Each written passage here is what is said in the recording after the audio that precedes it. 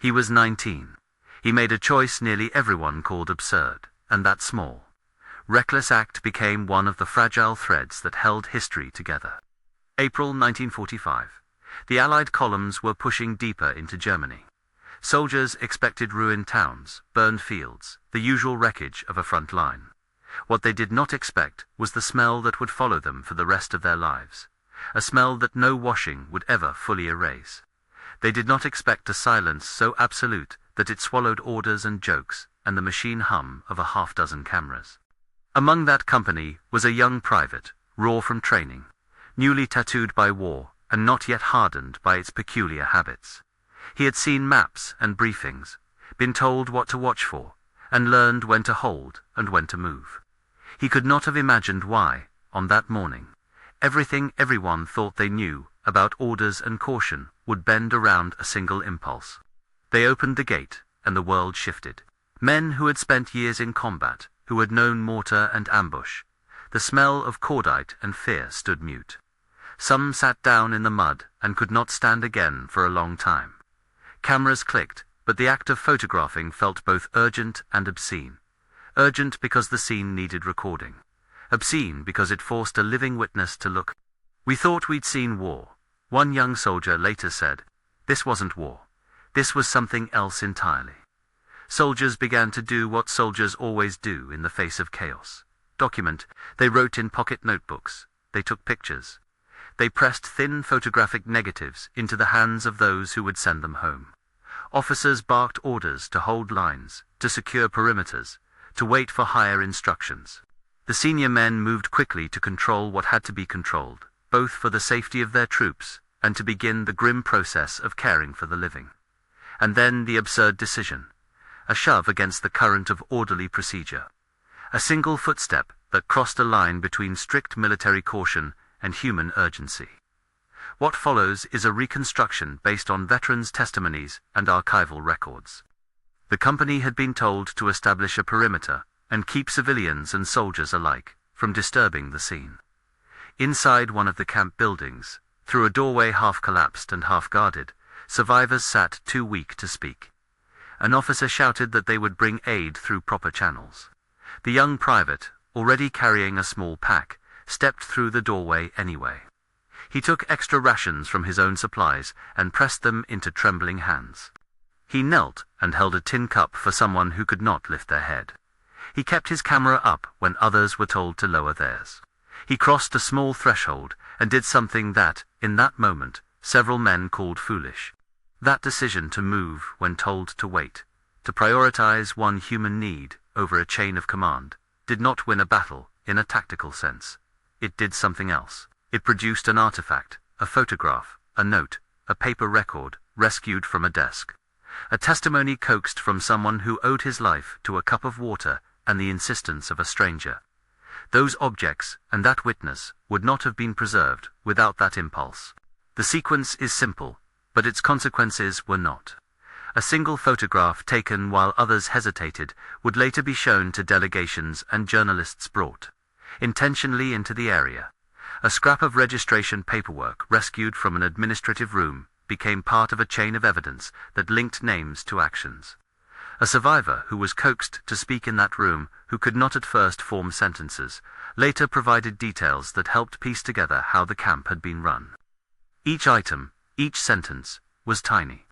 Together they cut through an emerging fog of denial. This was, deliberately, not the act of one man triumphing over enemy troops. It was the stubborn preservation of proof. It is important to say plainly. General Dwight D. Eisenhower, upon seeing reports and photographs from liberated camps, insisted that witnesses, journalists, and legal authorities be brought in to record what they had seen. His decision to document was a command for truth to be protected and preserved. That order turned individual records, a scrap of paper, a negative in a soldier's pocket, a torn letter into evidence that could be shown, catalogued, and archived. Soldiers, like our 19-year-old private, became, in effect, the world's first witnesses at these places. Photographs made by American soldiers and Signal Corps teams were not neutral souvenirs. They were instruments against oblivion. A camera that had been used to record smoke and ruins now became a tool to demonstrate a pattern of facts. Some negatives were handed over to military investigators. Others were placed in envelopes and sent to newspapers. Eisenhower urged that everything be brought forward, created records, living witnesses, written statements. He wanted the world to see and catalogue what had happened, so it could not be dismissed as rumor or propaganda. The cost of seeing was borne privately, and often for a long time. Many who had taken pictures burned letters when they returned home. Some men did not speak of that week for decades. They buried images in attics and silence in their lives. Post-traumatic stress, then unnamed, settled like dust into ordinary routines. Wives and children would later know only the pauses in their fathers' voices, the nights they woke from the same nightmare. A generation of liberators carried proof in trunks, but carried pain inside themselves. Survivors, on the other hand, often remembered those small interventions with gratitude that never entirely left them. Years later, they reached back to the men who had offered a tin cup or a blanket, where rescue was possible, where rations were shared, where a photograph had led to a name being saved from oblivion. Survivors found reasons to speak, to testify, and to build memorials. Those human connections, fragile and unrepeatable, became part of a longer story, the story of how the world learned not only of atrocity, but of accountability. The so-called absurd choice to disobey a strict order in order to help, to keep photographing when told to stop. To retrieve a folder from an administrative desk is not a romantic trope plucked from a movie. It is a recurrent pattern in many liberators' accounts. Small acts in the moment that created durable proof. That proof, when gathered and carried forward by generals, prosecutors, journalists, and museums, helped win a different kind of battle, the battle against forgetting and against organized denial. For decades after the war, debate and denial found fuel in vagueness. Without documents and photographs, it is easier for truth to be contested. With documents and photographs, and with living witnesses willing to testify, denial finds far less room to breathe. This is why Eisenhower's insistence on documentation mattered so much. He understood that images and witnesses carry moral force. He ordered that the world be shown the evidence. He wanted courts, historians, and citizens to be able to judge for themselves. There was also a cost to being a witness. The men who carried proof rarely imagined the long tail of responsibility. Some visited camps again in search of answers.